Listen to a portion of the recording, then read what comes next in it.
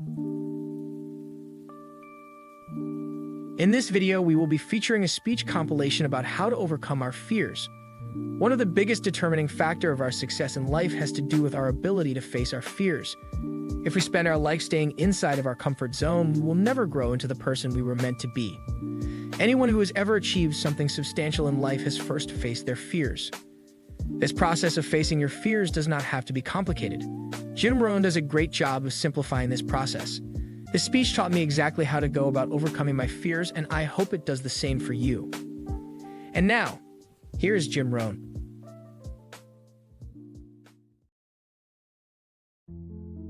Now here's another one this year that can make this a fabulous year for you, and that is to face your fears. We've all got them. The fear that we might not do a good job. The fear that it might not turn out as we hope it would. The fears that are lurking there, some that have come and have been there even maybe since our childhood. Life is consisted of both fear and faith. Faith, of course, is the ability to overcome your fears. But what you have to do in terms of your fears, about perhaps your own inadequacy, not feeling strong enough at the moment, you just have to face those fears. And you just have to go to work on them. What could I do to eliminate this fear, or to at least overcome it? Or what I like to say, drive it into a small corner. Because there's always the conflict between faith and fear. But here's what faith can do. Drive your fears into a small corner. But if you start amplifying your fears, guess what your fears can do? Drive your faith into a small corner.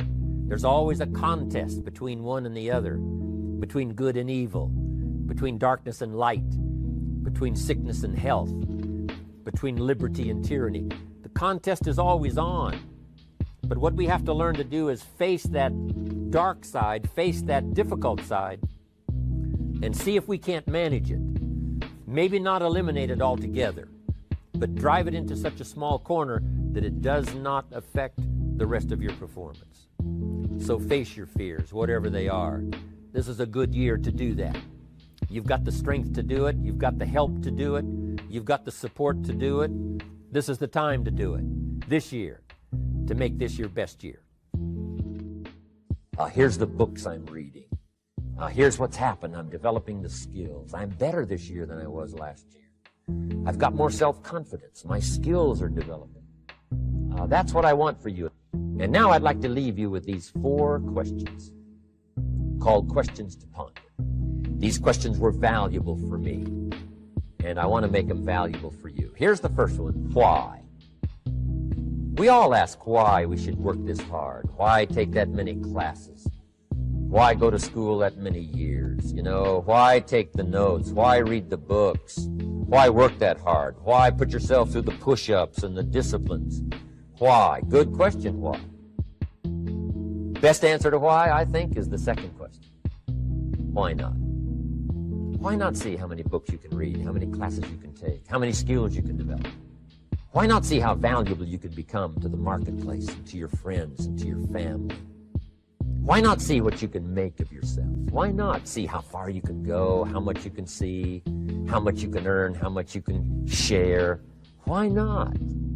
That's the heritage all of us have, in America especially, is to see what we can make out of our lives now that we've been given this extraordinary opportunity. Now, my third question I'd love to ask you in person. But since I can't do it in person, I want to ask it of all of you. But I want you to take it personally. And my third question is, why not you? Why not you? With good self-esteem. Why not you starting to change and setting goals? Why not you starting to make progress toward financial independence? If I can do it, you can do it. I wished I had a lot more testimonials here today besides mine. A whole steady stream that would come by and tell you their story. Someone who started with nothing, finally run a big enterprise. A mother who was on welfare, now she owns her own business. In addition to my story, I wish I had a lot more. And if all of them told their story, guess how they would probably wind up their story? They'd probably say, just like me, why not you? If we can read, you can read. If we can change, you can change. If we can figure it out, you can figure it out. If we can turn it around, you can turn it around.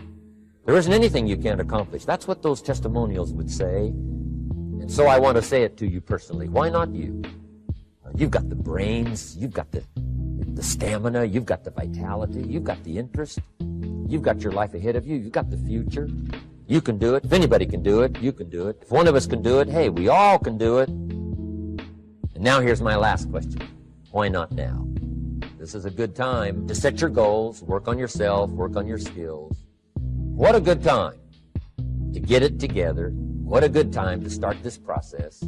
Personal development, growing, changing, developing, having a good plan for your money and for your life and for your future. Why not now?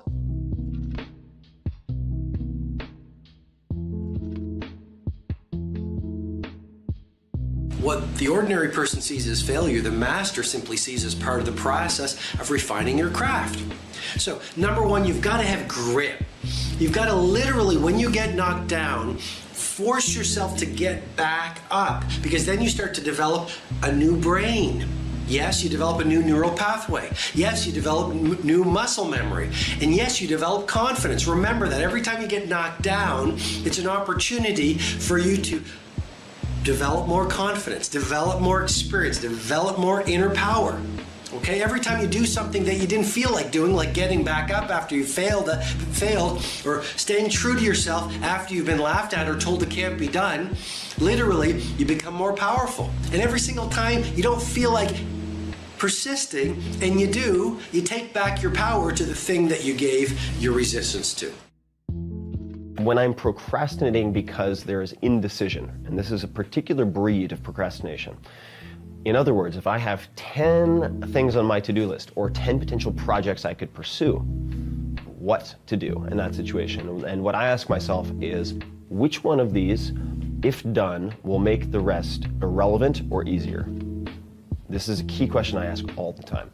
Which one of these will make all the rest easier to do, if done first, or all of the rest of them irrelevant, don't even need to do them?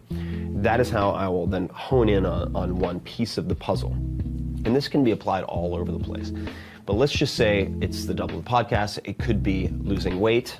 All right, you can see that's very, very amorphous. We need timelines. We need an amount to lose. And then you want to make it as small as possible. So I'll give you a different example. If you want to start flossing your teeth, who likes flossing their teeth? Pretty much nobody. So how do you start flossing your teeth? Well, you want to make it as easy as possible, to develop it as part of your routine, to make it as automatic as anything else that you do consistently. And you could borrow from, say, BJ Fogg, who's done a lot of research at Stanford and elsewhere. Make it as small as possible. Meaning, in the beginning, do less than you are capable of doing. So this is another key when you think something is too big or onerous.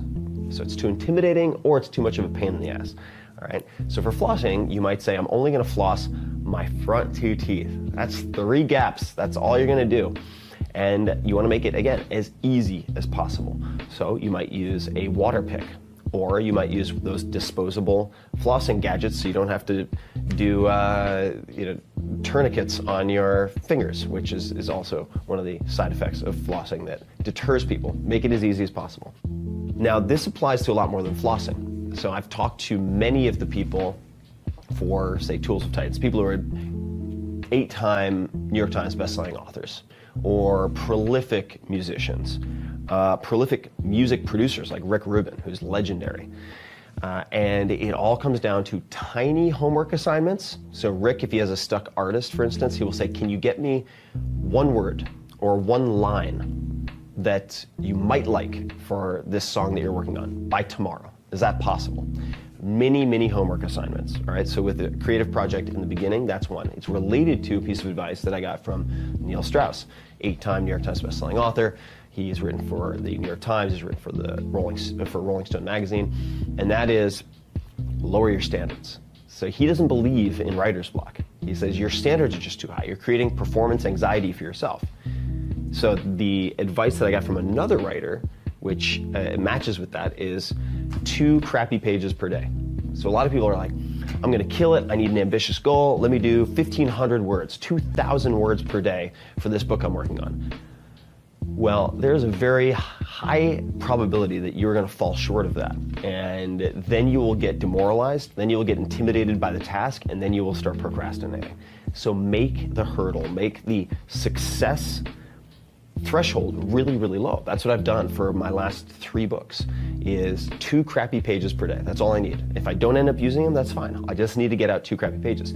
What ends up happening with the flossing, with the writing, with, say, exercise? If you're going to exercise, you're making a New Year's resolution, don't make it an hour a day, 4 times a week. No.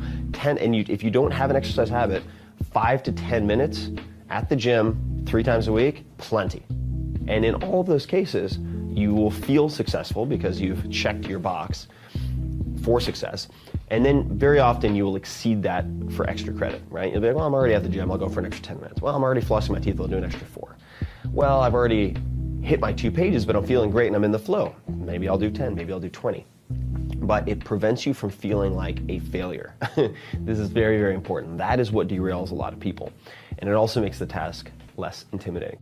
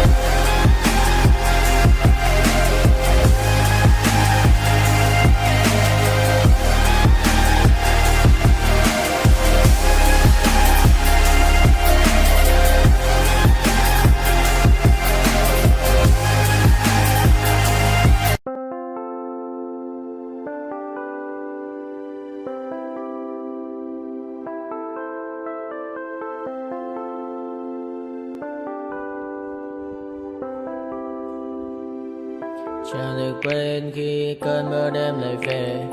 Em đã quên lời thề và ta như đông chìm sâu. Không cần mơ em anh nhận màu. Em chỉ cần mơ đâu bye bye. Chỉ còn là những cơn mưa vô giá. Cho bên mơ em không mơ anh. Anh một đêm mơ chỉ cần bên em không được còn nhớ. Và chỉ có em không còn nhớ. Và người ta bên nhau như ngã tớ. Muốn nhớ về say em chỉ có mấy em ở đây. Và anh như muốn chết đi nhưng không muốn em mơ mày. Tình yêu làm cho ta đau đầu. Không em như nằm mơ mộng. Anh như nếu mong cầu. Và mưa bên em ngủ sầu. Chào cả mai mai em mơ. Chỉ có bên em nhưng là khó mơ. Mà đang xa em muốn bên ai. Anh không mong gì hơn. Chỉ mong em sẽ ở đây ôm anh thật gần. Anh chỉ mong đôi ta được có nhau. Mà đừng em đâu anh có em. Muốn em bên anh có em. Ta sẽ trao nhau môi hôn thật sâu. Ôm anh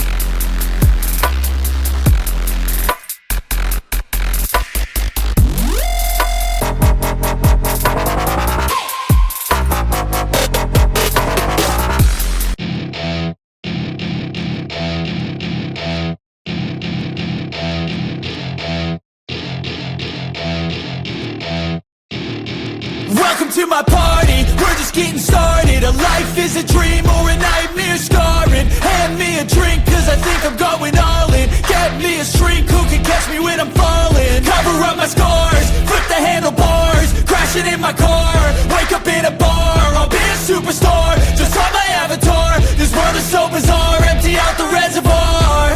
Yeah, I'm taking 6 shots, yeah, straight to the face. And I wanna get lost, I'm sick of this place. Don't know how to stop when I'm feeling this way. So I'm taking 6 shots till I'm feeling okay. I think I'm going crazy, don't think I'll get home safe. So I'm taking 6 shots, all straight to the face. I'm taking 6 shots, are you coming with me? I'm taking 6 shots, yeah, straight to the face. And I wanna get lost, I'm sick of this place. Don't know how to stop when I'm feeling this way. So I'm taking 6 shots till I'm feeling okay. I think I'm going crazy, don't think I'll get home safe. So I'm taking 6 shots, all straight to the face. I'm taking 6 shots, are you coming with me? Sometimes you need to let loose, grab juice, get goose, tattoos, taboos, get screwed. Loosen up, buttercup, all those hate comments will never make you feel enough. We're all adequate graduates, heart full of calluses, but we know calculus. Damn, ain't that fabulous? Can't wait to apply all those mathematicus.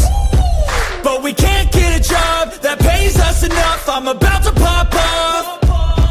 Fuck you, you're lost. We all know that we never really want a boss. So I'ma do what I want to.